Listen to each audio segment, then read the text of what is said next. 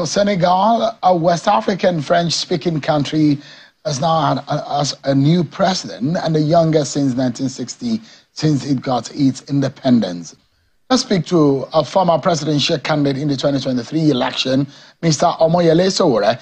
But there's a lesson to be learned from Senegal that this presidential change of baton did not happen by accident. It was through serious revolutionary struggle. My problem is not with old age. My problem is with old ideas of African leaders.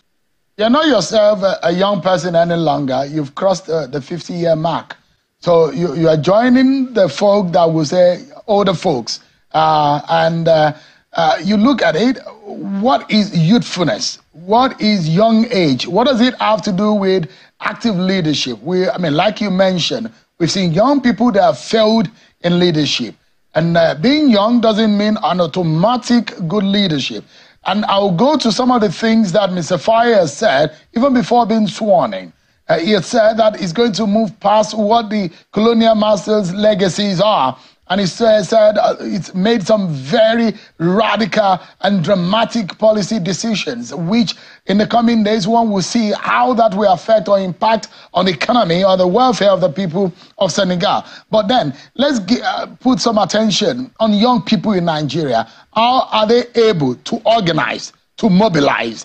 That is important. If young people are not able to organize and mobilize, if they spend most of their lives working in private sector, doing stuff for themselves and never thought about leadership, how then can this kind of vision come to pass, Sowore?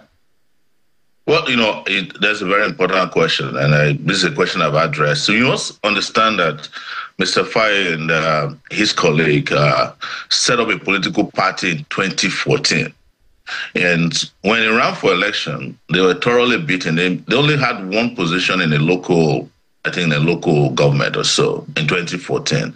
And then they kept going and came back in and then a few years later and fought, but they came third. And eventually now they've won power. So political participation is necessary. Creating political parties that are not tainted by the old is also very important. But I must insist, and I agree with you here, that just being young in numbers is not enough. You must be persons of character, you must have mission, you must have vision, and you must have will to work for the people of your country. So, and the part about experience is also very important because you hear that from Nigerians. I know they do that for different purposes. Oh, you need experience. This guy was a tax collector. That's the best he has ever done. He's not even known to have been an activist before now. It was him and his friends in the tax sector that formed the political party.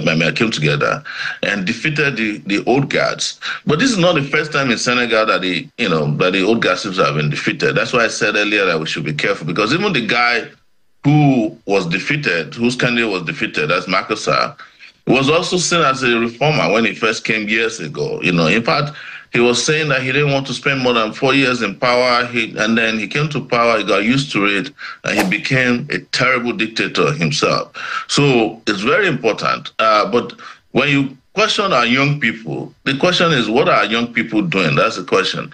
And young people who are doing what I call tag along, they are more interested in becoming, senior special assistants to governors or senators. I have not seen that clear aspiration on the part of our young people to go and become the leaders of their country. And most of the time, it's these young people that are pulling down the few young people who are courageous enough to say it is time to turn the corner. I don't see myself as a youth anymore, but I look youthful, and I can always defend my youthfulness. But that's not the reason why I want to be president of Nigeria. It has never been the reason.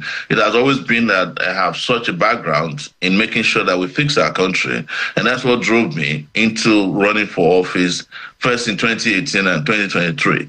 So this is a lesson because our young people also have a tendency to praise other young people who are making this kind of difference in other places.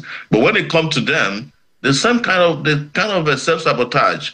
You remember in 2018, there was this law of not too young to run. And I challenged it at that time. Why would you need a law for young people to run. You take power. Nobody will give power to you, via any constitutional amendments or laws. You take power. And now, so 4 years later, how many young people has that produced in the most important sector of the country, which is the presidency? You cannot be young, mission-driven, be visionary, and go and hide your bushel under some of these old people who have no idea how to even operate a phone.